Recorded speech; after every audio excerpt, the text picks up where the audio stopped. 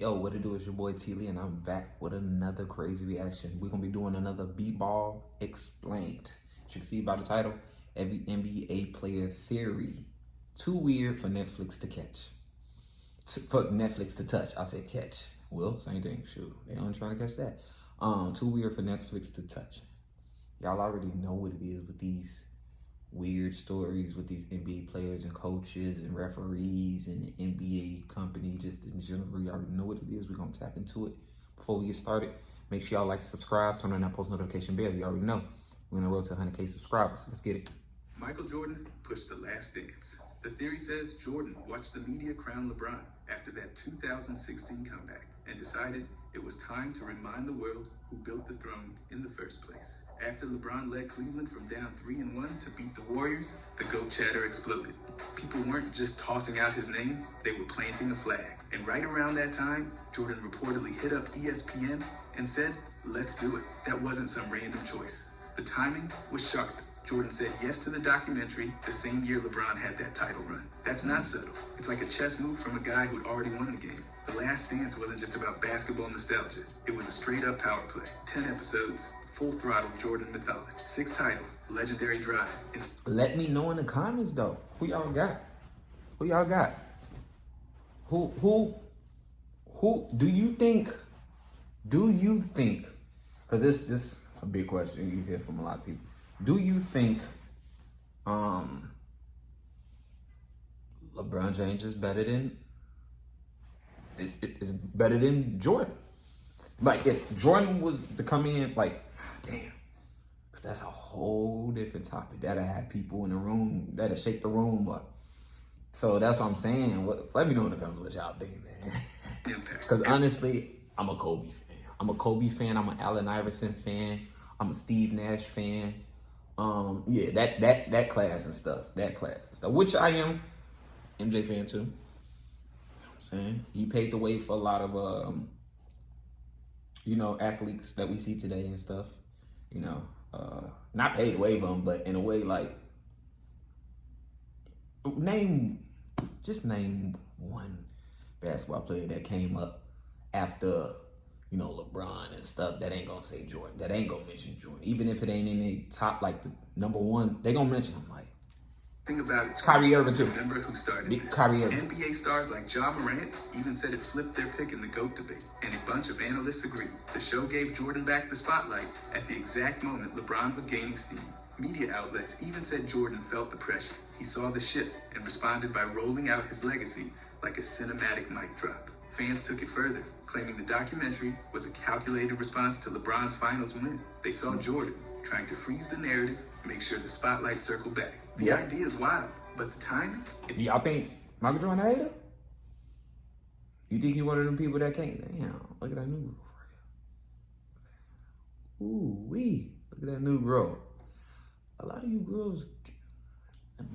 Anyway, you think Michael Jordan a hater, though? Perfect. To the new school? Jordan waited, then he struck, and he didn't whisper. He dropped 10 full hours of GOAT-level stories. I watched them Paul too. Pierce. Wheelchair game was a publicity stunt. The theory claims Pierce's 2-minute wheelchair exit during the 2008 finals wasn't about an injury. It was theater. He hit the floor grabbing his knee, looked finished, then reappeared minutes later like nothing happened and started drilling threes. That whiplash moment has had fans raising eyebrows for years. People have floated a far less heroic explanation. He needed the bathroom. That's right. Some say he used the wheelchair to hide an accident. In 2019, Pierce joked on live television that he just had to go to the bathroom. He When funny pressed as hell. if it was number 1 or number 2, he said, Oh, that was number 1. My boy had to take a shit.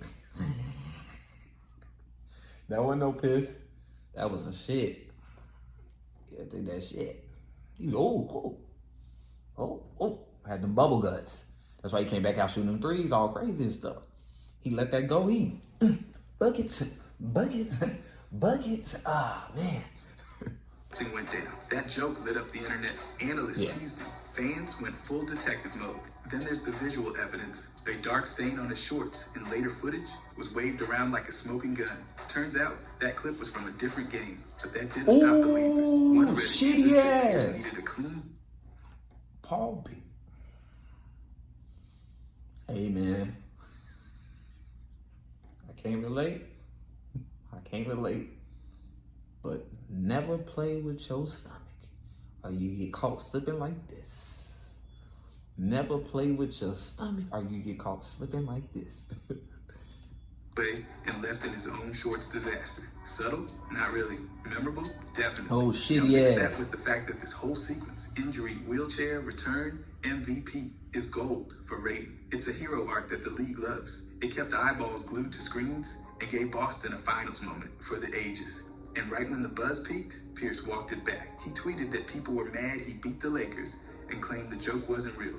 But the damage was done. The mystery only deepened. The theory says the wheelchair wasn't medical. It was strategic. Bathroom blunder, dramatic exit, and comeback glory all wrapped into one weird, unforgettable finals moment. Lou Williams needed his first shot. The theory here is simple. If Lou saw his first shot go in, the rest of the night usually turned into a highlight reel. But if that first one rimmed out, the numbers took a nosedive. When he played for Houston in 2017, the split was wild. If he hit the first shot in those regular season games, he averaged 19.4 points on 51% shooting. Miss it, that dropped to 12.3 points on just over 32%. That's a 7-point swing. Just off one early possession, the playoffs told the same story. First shot went in, almost 19 points a game. Missed it, barely 12. The shooting percentage gap there was even wider, over 20 points. That's not a tiny mental hiccup. That's a full-on rhythm meltdown. People actually ran the numbers. Confidence intervals, sample size checks, all the stuff nerds love, and it held up. One fan even laid it out in a spreadsheet, claiming the theory wasn't just a hunch, it was proven. And looking at the pattern across regular season and playoffs, it's hard to argue. It wasn't just a random hot or cold night. This looked like a full system reset based on one bucket. Lou wasn't just streaky. He was totally tethered to how the game started. That first make flipped a switch, miss it, and he'd be chucking bricks. The difference wasn't subtle either. We're talking 6 to 7 extra points and a 20-point field goal swing. So yeah, based on this data, Lou Williams played like his whole game was built around that opening shot falling through the net. By the way, if you guys want to subscribe, I'm going to be posting every Make sure y'all subscribe.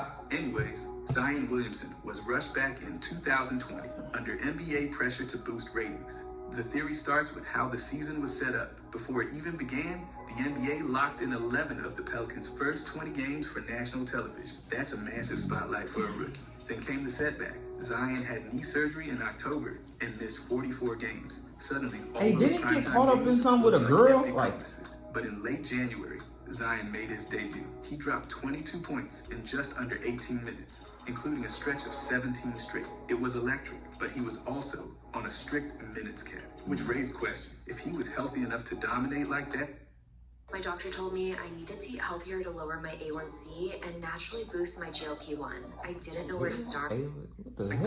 that, why limit What, in the yourself? government? According to the theory, the league felt the pressure. Ratings had dipped. The Anthony Davis trade left New Orleans with one real draw, Zion. So when networks started getting antsy, the NBA allegedly leaned on the Pelicans to bring him back. His return lined up perfectly with another round of national broadcasts. And sure enough, the buzz returned. Viewership jumped, merchandise moved, and the Pelicans suddenly looked like a playoff threat heading into the bubble. But what followed added fuel. Zion struggled with injuries ever since. From hamstrings to conditioning issues, he's missed long stretches every single season. Believers in the theory think this all traces back to that rush debut, pushed out too early to save the league's narrative and protect broadcast numbers. So the theory holds that his first game back wasn't about basketball readiness. It was a move built for cameras and headlines, not long-term health. The timing, the return, and everything that followed still keep this theory burning. Mike Scott was driven away from DC by government buildings. The theory paints Mike Scott as more than just a stretch forward. It turns him into a man who couldn't stomach cruising past federal landmarks. It starts with his known beliefs. Back in 2018, a Washington Post article called him a locker room favorite, but also highlighted that he openly believed the government was hiding UFOs. That label, conspiracy theorist, has followed him ever since. From there, fans started tying dots that may or may not exist. His time in Washington ended after the 2020 to 2021 season, and while his exit looked standard, contract up, free agency move, the theory claims otherwise. Some believe his second stint with the Wizards ended because he hated the daily drive past DC's endless parade of agencies, departments, and monuments. Supporters of the theory argue that for someone deeply skeptical of government transparency, being surrounded by federal buildings every day might have felt like being inside the belly of the beast. It wasn't just traffic, they say, it was tension. The belief is that he didn't vibe with that environment, and when the season wrapped, he chose not to return. Instead, he moved on, briefly signing with New Orleans. There's also the timing. Right after leaving Washington, he didn't land another long-term NBA contract. That's only helped fuel speculation that he opted out of the DC scene entirely. And with no direct quote from Scott shutting down the claim, the mystery hangs. To believers, his well-known distrust of federal secrecy makes this departure feel less like a routine contract expiration and more like a quiet escape. Buddy Hield cycle. It kicks off the same way every time. He gets traded or earns a starting role and fans get fired up. In July of 2024, he landed with Golden State, slid right into major minutes, and by October, he was dropping over 21 points a night while hitting about 50% from three. It looked like a steal. Then the fan buzz starts. Why isn't he playing more? The shooting numbers are elite, and the online hype machine starts pushing for more minutes. That's literally how they Right probably after be. that, he That's checked how he face. is. They is. Usual crack show. His defense, still shaky. Analysts call him streaky and point to tunnel vision. And then Steve Kerr chimes in. He loves the spacing, but says Hield's pressing too much and losing rhythm. That's where the pattern turns. He gets pulled late in games. Bench minutes increase. Suddenly, he's not closing tight contests. And by the All-Star break, he's in that weird middle ground. Dangerous on a hot night, but unreliable when the team needs a stop. Then it resets. New season, new hope, same cycle. Fans and analysts keep pointing to the data. His percentages spike early, then settle back around 37% from three and 41% overall. His role shrinks. Media call it... He ain't putting in that work. That's what it is. Draymond's even snapped at him for mental lapses in clutch time. The theory says it's not just coincidence. It's a loop, high start, fan frenzy, defensive exposure, reduced minutes, rinse and repeat. The pattern plays out in full view, and every time, someone thinks it'll be different, then it's not. Doc Rivers is protected by the NBA machine. The theory builds off one obvious pattern. Rivers keeps landing high-profile coaching gigs, no matter the playoff outcomes. Since that title in Boston, way back in 2008, he's bounced from the Celtics to the Clippers, then the Sixers, and now the Bucks. That's 4 major franchises without ever really disappearing from the coaching scene. Supporters of the theory say his survival isn't just about coaching. It's image, media, and connections. He's polished on the mic, knows how to work a press conference, and stays in the media spotlight. Between coaching jobs, he was on ESPN and ABC broadcast, keeping his face and voice in the conversation. He's also deeply tied into the league's inner circle. As senior vice president of basketball operations and a big name in the NBA Coaches Association, he's right there beside league initiatives. From voter campaigns to social issues, Rivers is constantly aligned with the NBA's public stance. Then there's the player angle. He's loved by veterans. Guys like J.J. Redick and DeAndre Jordan have vouched for him. That's kept his locker room steady and front offices calm. Teams trust him with stars. No offense, but if you're paying more than $30 Oh, that's a month good. for You should car always insurance, want to have somebody you're like getting that. ripped off. Everybody knows you can buy car.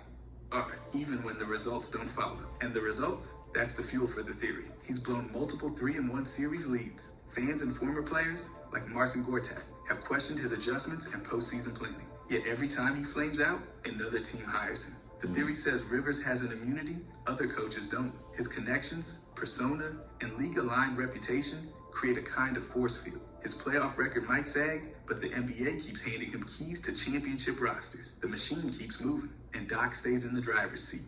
2005 NBA It's draft not like Phil was Jackson, picked though. for the Bucks to land a 2005. new star big man. The theory centers on the belief that Milwaukee, stuck in post-Kareem irrelevance, was handed the #1 pick to solve a glaring hole. Since Kareem left in the 1980s, the Bucks hadn't had a true franchise big man.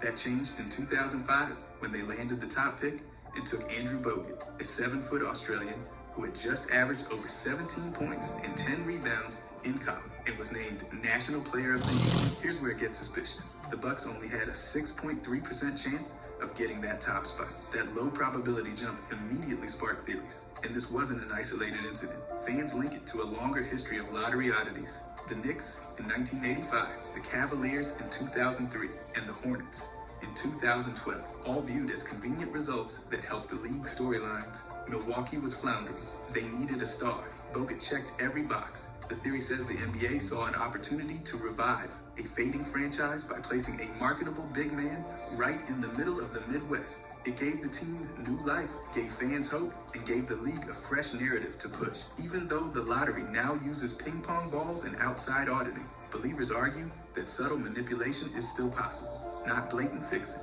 just enough nudging. The odds, the need, and the reward all aligned too perfectly. So for conspiracy theorists, Milwaukee's leap to the top wasn't luck. It was a move made to reignite a franchise and protect the league's broader business play. Nico Harrison is a strategic NBA plan. It starts with the resume. Harrison spent 19 years at Nike, but had zero front office experience before the Mavericks handed him both the general manager and president of basketball operations roles. In June of 2021, no scouting background, no team building apprenticeship, just a clean leap from sneakers to strategy. Then came the chaos. First, he traded for Kyrie Irving in the middle of the 2023 season. That move exploded on every sports platform, and it paid off when Dallas made the finals in 2024. But in February of 2025, Harrison detonated the Luka era, trading him to the Lakers for Anthony Davis. He's tweaking. That wasn't just a move, it was a ratings earthquake. Next came the lottery. With just 1.8% odds, Dallas landed the #1 pick and drafted Cooper Flagg. The whole thing played out like a wrestling storyline. Trade your franchise player, win the lottery, reload with a generational prospect. The theory says this isn't strategy, it's theater. Inside the organization, things got messy. Harrison reportedly fired staff by video call, froze out dissenters, and made major calls without Jason Kidd's input. Coaches resented it. Staff turned over. But from the outside, it looked like headline gold. And then there's the coverage. Every time Harrison makes a move, it dominates the media site. He's built for virality. Big names, big moves, big backlash. Fans protested, demanded he be fired, even sent threats. But Mark Cuban stood behind him. No suspension, no demotion. The theory says he's not a traditional executive. He's the league's chaos agent. High drama, maximum engagement, and somehow always insulated. Solomon Hill was planted to halt LeBron's prime. March 20th, 2021. LeBron James, then 36, and playing at an MVP level, went down hard after a dive by Solomon Hill. It wasn't just a bad fall. Hill crashed into LeBron's ankle, and the result was a high ankle sprain. That injury knocked LeBron out and triggered the beginning of a slower, more injury-prone stretch in his career. Now here's where things spiral. Solomon Hill wasn't a rotation staple. He averaged around 5 minutes and 2 points per game that season. Fans saw the collision as reckless, an out-of-character dive by a guy who wasn't really making impact plays. Teammates like Montrezl Harrell and Dennis Schroeder didn't hold back. They called it unnecessary, said Hill took LeBron's leg out. That tone sparked a wave of theories online. Fans started calling Hill an agent of destruction. Some suggested the league or certain teams wanted LeBron off the board. After all, this was late prime LeBron, still explosive, still feared, and leading a dangerous Lakers team. Take him out, and the playoff picture shifts. The aftermath gave believers ammo. LeBron's mobility dropped, his defense slipped. He started getting hurt more often, and all that started right after that one hit. Fans pointed to the suspicious timing, the uncharacteristic dive, and the contrast between LeBron's dominance before the injury and his gradual decline afterward. The theory says Hill wasn't just chasing a loose ball, he was there to break the rhythm. A fringe player creating franchise-altering chaos. Just in time to reset the title. Rondo probably set him up to do that. I see Ron. Keep the suspicion alive. Adam Silver targeted the Sixers to derail the process. That's the core of the theory, and it starts back in 2015. At that point, the Sixers were deep into their tank-driven rebuild. Attendance was dropping, and critics said the team was dragging down the league's image. That's when Adam Silver reportedly stepped in. He helped install Jerry Colangelo as a special advisor, an outside move meant to push Sam Hinkie out. Joel Embiid even later said it felt like a full-on intervention. From there, the theory connects Silver's anti-tanking agenda with a specific piece of strategic sabotage, the delay of the so-called... What's that guy that on X-Men that's in the wheelchair? Let me know in the comments. What's the guy that runs the whole thing on X-Men? He bald-headed and he in a wheelchair. That's what he look like. Ugly boy. For years, Silver talked about reversing the one-and-done rule, letting players go straight from high school again. By 2018, the timeline pointed toward a change happening around 2021 or 2022. That lined up with the draft the Sixers were watching closely, especially since they owned Miami's unprotected pick. Then Jimmy Butler made Miami competitive. The pick dropped in value, and the rule change suddenly didn't arrive on schedule. The theory says this wasn't a coincidence. Jimmy Butler cold too, bro. I just realized he's so slept on. Thinking it would be high, only to shift the talent explosion to a future draft after that pick was gone. Silver's public push against tanking only adds weight. He supported lottery changes publicly criticized losing strategies, and clearly saw the process as a problem. The timeline of rule proposals, draft delays, and Sixers asset movement is what fuels the suspicion. Put simply, believers think Silver didn't just hate tanking, he used league policy to dismantle the Sixers' rebuild. From Hinkie's forced exit to the manipulated draft environment, the theory says Philly was targeted to set an example. NBA keeps a secret blackball list. This theory focuses on players whose careers nosedived after public dissent, off-court activism, or image clashes with the league's carefully polished brand. Start with Mohamed Abdul-Rauf. Back in 1996, he refused to stand for the anthem, calling the flag a symbol of oppression. The league suspended him, and though he returned with a compromise, praying silently during the anthem, his career took a sharp downturn. He was traded that same year, and by 1999, he was out of the NBA completely. He says outright he was blackballed. Then there's Craig Hodges, a two-time three-point champion and member of the early 90s Bulls. He wore a dashiki to the White House and handed a letter to the president calling for racial justice. That was in 1991. He never played in the NBA again after 1992. For many, that's no coincidence. Enes Kanter is another modern example. He's been an outspoken critic of Turkey's president, and many believe his international political stance cost him his NBA standing. Despite being a productive player in recent years, he was waived and left unsigned. Fans say the league's business ties with Turkey may have played a role.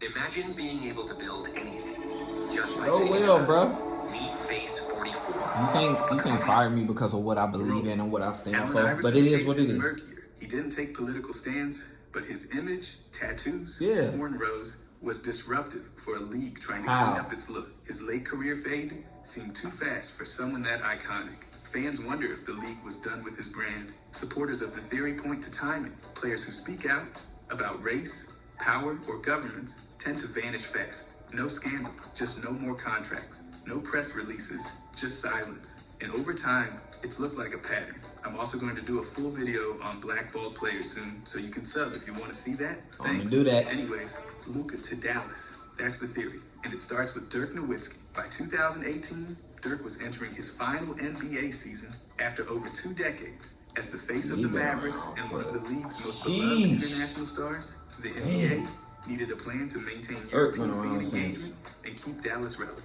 Enter Luka. That draft night, Atlanta selected Luka with the 3rd pick, but within minutes, Dallas executed a trade to acquire him, swapping for the 5th pick and a future first rounder. The theory says this wasn't just a smart basketball deal, it was orchestrated. According to believers, Adam Silver and the league saw an opportunity. Replace one European icon with another and secure a seamless transition of international stardom. Luka was already a EuroLeague champion and MVP. His resume was stronger than any international prospect since Pau Gasol. His playstyle mirrored the modern NBA direction, and his marketability had global appeal. The theory claims the league nudged Dallas and Atlanta behind the scenes to ensure Luka ended up where Dirk had built his legacy, a smooth handoff of the European torch. Supporters also point to timing. Dirk announced his retirement shortly after Luka's debut season. The NBA didn't want a vacuum. They wanted continuity. Luka's arrival in Dallas gave the franchise instant identity and gave the league another European megastar, tied to a stable, mid-market team with an established international brand. The trade, the timing, and the narrative symmetry all keep the theory alive. One star leaves, another arrives, and the league never skips a beat. NBA suppressed the Boston Celtics in the early 1990s. It's built around the idea that the league had grown tired of Boston's dominance and was ready to usher in a new era without Red Auerbach calling the shot. By 1986, the Celtics had collected 16 championships, with Larry Bird, Kevin McHale, Robert Parrish, and Red running the show. But as those legends aged out, the league's attention shifted toward flashier teams like the Bulls, the Magic, and the Knicks. Red Auerbach didn't exactly help smooth things over. He famously said, "The league couldn't wait to shove it to us," accusing NBA leadership of being quick to turn their back on Boston. After ownership changes, ain't gonna lie, this NBA stuff, you be thinking it's simple, like, oh, just play games, coaches, sweet, but it'd be a lot of stuff behind the scenes that they be pulling, that be just like super questionable. Like they be doing like, y'all didn't seen us do these episodes with this NBA stuff. There's so much crazy stuff with NBA players, coaches, even the people that be in them offices that be doing weird stuff. And it's just so, it makes you look at it and make you look at the NBA like, man, it's not just a motherfucker just coaching somebody and the player get on the team and they just, it's way deeper than that. In the late It's way deeper than that than just Auerbach getting some lost points, power winning a within the ring, and all organization. that crap. And the theory says the NBA took that opportunity to move away from the old guard. Then came the draft lottery letdowns. Despite several bottom-tier finishes throughout the late 1980s and early 1990s, the Celtics never landed a #1 pick. Believers argue this wasn't just bad luck. It was a deliberate move to keep Boston from rebuilding. Instead, lottery wins were steered toward newer, more marketable these teams are ran by and money bigger these television days. markets. Larry Bird later added fuel, saying that David Stern wanted a Game 7 during the 1984 finals for the money. That admission suggested even Bird believed the league prioritized profit over fairness. So the theory says the Celtics weren't just victims of a rough rebuild, it was league-managed decline. Red got iced out, draft odds failed repeatedly, and the NBA pushed the spotlight elsewhere. The timing, the quotes, and the silence all keep the theory alive. Sonics were stolen. Clay Bennett bought the Seattle Supersonics in 2006 with a very public promise to try and keep the team in Seattle. Then almost immediately, he got caught in private emails saying the quiet part loud. They never planned to stay. Bennett and his partner, Aubrey McClendon, were already hoping to bring the team to Oklahoma City. McClendon even bragged about it publicly and ended up fined $250,000 by the league for doing exactly that. Then there was a vote, 28-2. That's how NBA owners lined up to approve the move in 2008. Only Dallas and Portland pushed back. Commissioner David Stern backed the relocation hard, pointing fingers at Seattle's arena and ignoring a real arena plan led by Steve Ballmer. Then Howard Schultz sued Bennett, saying he was lied to and manipulated. And the leaked emails made that case look solid. But out of nowhere, the lawsuit vanished. The NBA said Schultz had signed something stopping him from suing. And that was it. It was over. Oklahoma City somehow pulled together $120 million in public renovations almost instantly. Meanwhile, Seattle voters rejected funding, which didn't help. But then things got shady. Reports showed private calls, behind-the-scenes meetings, and even jet rides between officials. Stern wasn't subtle about his... Today, I'll show you how the insurance industry has been ripping off drivers for decades. His support, brushing off Seattle's objections and pressuring the mayor and a senator. $120 The timing, million renovation. the one-sided public funding, the aggressive backing from the league, all of it created the belief that this wasn't just a normal move. It felt aligned, like the whole thing had been lined up behind the scenes from day one, with Seattle never having a real shot at keeping their team.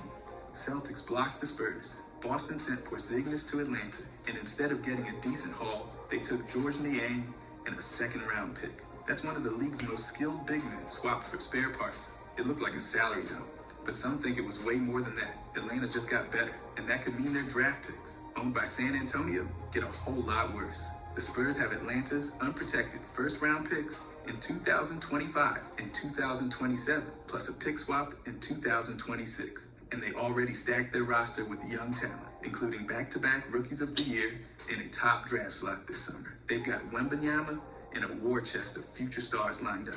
Well, we already know about San Antonio Spurs. Can't nobody... If Atlanta plays just what... Well, San Antonio Spurs hasn't been the same since Tony Parker, Tim Duncan, damn, I forgot.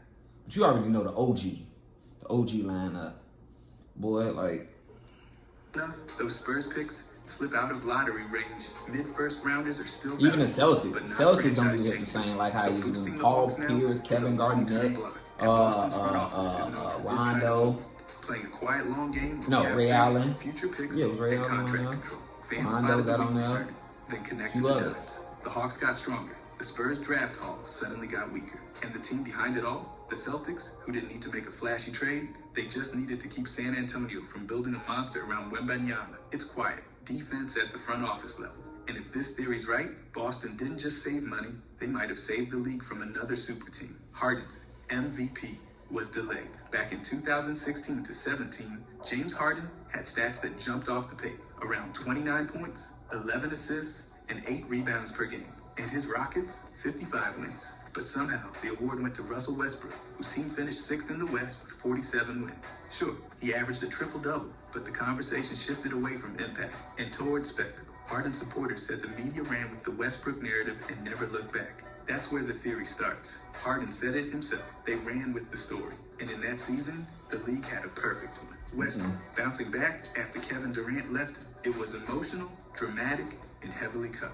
The triple-double thing was rare, but plenty of analysts pointed out right that there, Harden had just as strong a case. that made their relationship Now, fast forward to deteriorate. 2017 Russell to 18, Westbrook and Harden levels up again. 30 points Kevin a game, Durant. elite efficiency, and the Rockets top the league. I Suddenly, remember- it's his moment. I remember when it was all three of them.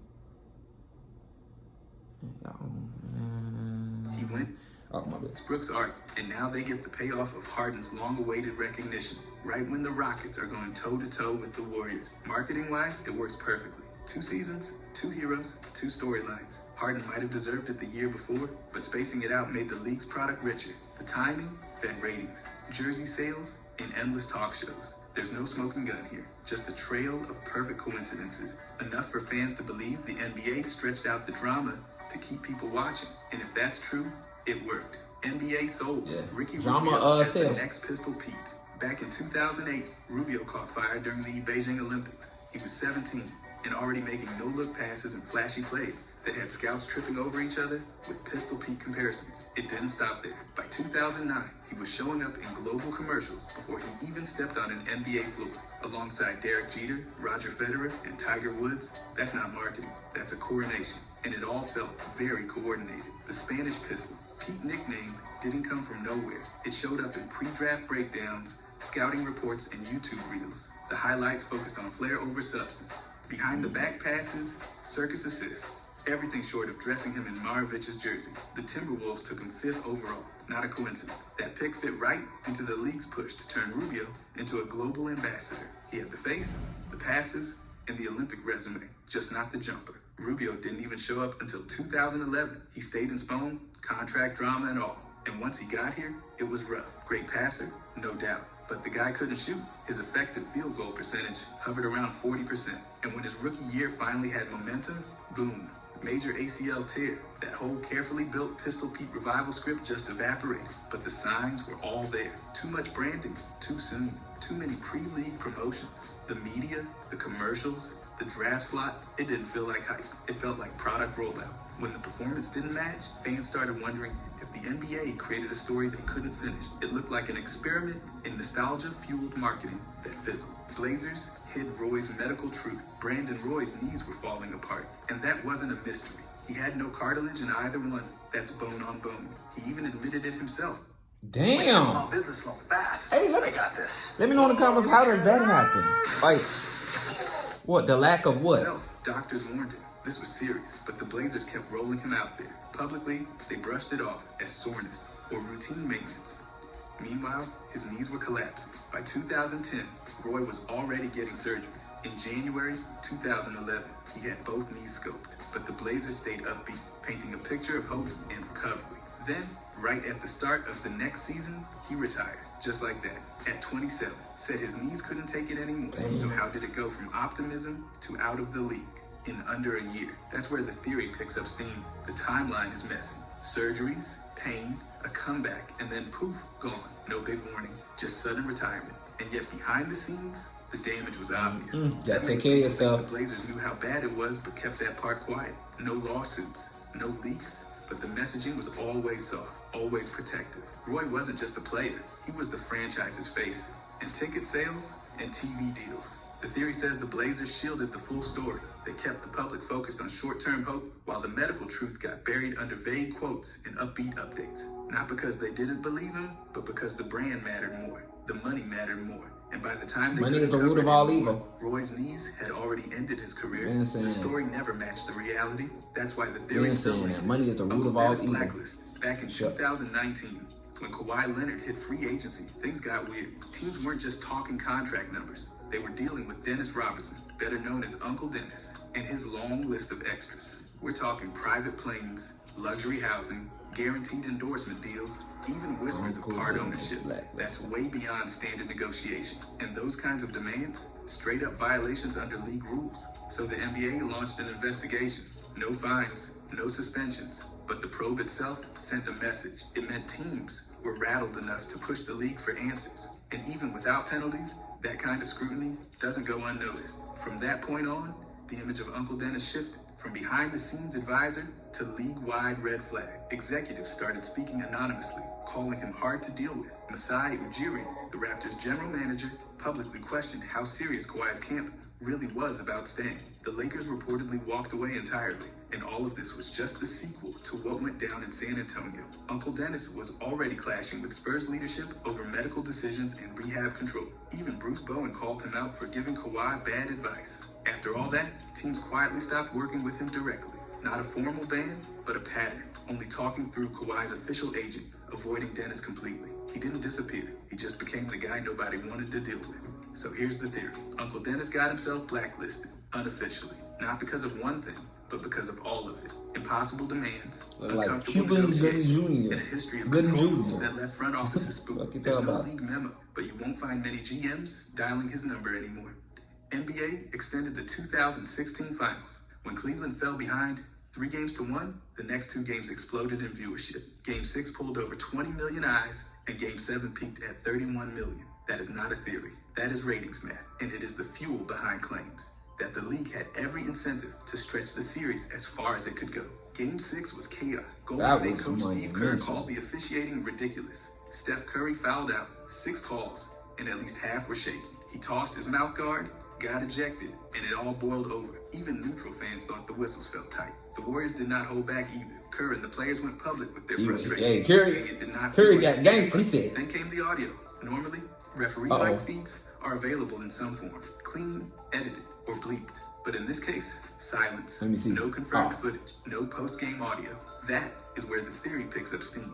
Fans claim the NBA held it back. The league never confirmed anything. But the absence of that audio only made people talk more. Add in fan threads, full of testimonies about off-ball fouls and strange no-calls. And it felt like the officiating had a different set of rules that night. No official ever said it was It'd rigged. be like that. No documents leaked. But the officiating was suspect. The timing was perfect. And the result? A Game 7 classic that delivered monster ratings. The NBA... Yep, it'd be like that for sure, for sure. This game is ran by not even real, like, actual wins. It's really money-driven on favoritism and stuff. That's how I look at it, you know what I'm saying? But let me know in the comments what y'all think about it, man. I appreciate y'all for watching.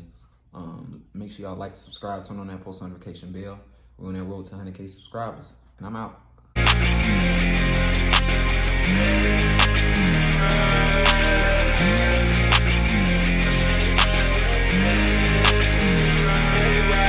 What you gonna do now?